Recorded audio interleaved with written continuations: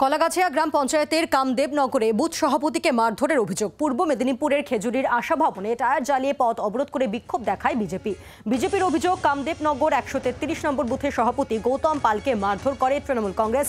গুরুতর জখম গৌতমের চিকিৎসাও চলছে। অভিযোগ উড়িয়ে দিয়েছে তৃণমূল কংগ্রেস।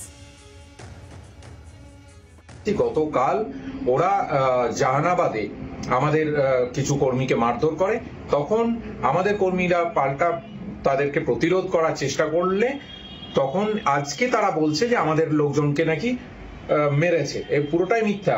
গতকাল ওরা জাহানাবাদে আমাদের কর্মীদেরকে মেরেছে এবং তখন আমাদের লোকজন স্বাভাবিকভাবে বলেছে যে তোমরা প্রতিদিন যদি মারামারি করো তাহলে আমরাও এরপর প্রতিরোধ শুরু করব।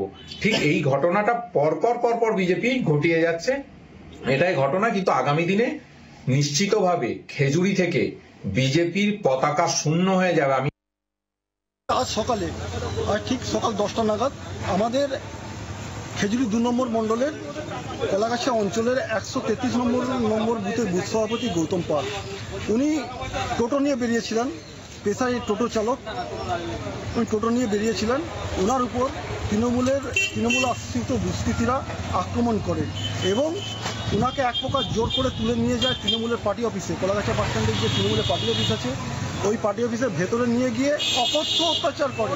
আমরা খেজুরি 2 নম্বর মণ্ডলে ভারতীয় জনতা পার্টির কার্যকর্তারা ক্ষোভে ফেটে পড়ে এবং তারা আজকে আশা ভবন বাস স্ট্যান্ডে আমরা পথ অবরোধে সামিল হই এবং আসার পরে আমাদের খেজুরি থানার ওসি সাহেব এবং বারাতলা থানার আইসি সাহেব উনি আসেন।